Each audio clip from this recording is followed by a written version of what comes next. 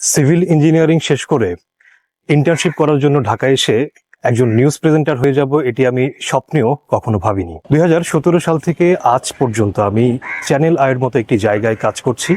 আমি সেই গ্রাম থেকে ঢাকায় এসেছিলাম, কিন্তু আমি একটি স্কিল ডেভেলপ করার মাধ্যমে কিন্তু আজকে বিগত 7 বছর ধরে চ্যানেল আইতে একজন নিউজ প্রেজেন্টার হিসেবে কাজ করছি। আমাদের দেশের 95% মানুষই জানে না যে কেউ চাইলে কিন্তু স্কিল ডেভেলপ করার মাধ্যমে একজন নিউজ প্রেজেন্টার হতে পারে। তার জন্য বেশি কিছু প্রয়োজন হয় না, কিন্তু আপনার শুদ্ধ উচ্চারণ, আপনার নিউজ পড়ার যে বাচনভঙ্গি এবং আপনার সেলফ কনফিডেন্স, এই 3টা জিনিস ডেভেলপ করা কিন্তু একদমই ইজি। আপনি যদি কোনো একটি প্রতিষ্ঠান থেকে প্রপার গাইডলাইন নিতে পারেন, তাহলে কিন্তু আপনি অনায়াসে একজন নিউজ প্রেজেন্টার হিসেবে নিজেকে গড়ে তুলতে পারেন। আর নিউজ প্রেজেন্টার হিসেবে গড়ে তোলার পরে কিন্তু আপনার কাজের ক্ষেত্র অনেক আছে।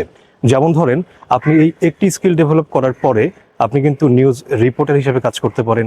আপনি চাইলে রেডিও জকি বা আরজে হিসেবে কাজ করতে পারেন। আপনি ভয়েস আর্টিস্ট হিসেবে কাজ করতে পারেন, যেমন ধরেন বিভিন্ন বিজ্ঞাপনে ভয়েস দিতে পারেন, ডকুমেন্টারিতে ভয়েস দিতে পারেন। এছাড়াও যে সুলতান সুলেমানের মতো বিদেশি যে সিরিয়ালগুলো রয়েছে, সেগুলোতে যে বাংলা ডাবিংগুলো হয়, আপনি সেখানেও ভোকাল দিয়ে কাজ করতে পারেন এবং ভালো উপার্জন করতে পারেন। আর এছাড়া আপনি যখন প্রেজেন্টার হবেন, আপনাকে যখন টেলিভিশনে দেখা যাবে, তখন কিন্তু সোসাইটিতে, আপনার আশপাশে, আপনার বন্ধু মহলে আপনার ভ্যালু কিন্তু অনেক বেড়ে যাবে।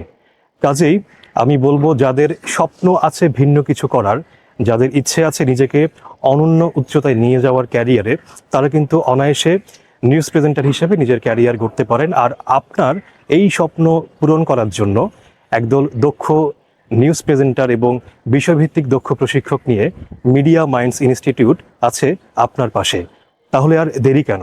চলে আসুন, চেষ্টা করুন, ক্যারিয়ার গড়ুন নিজের।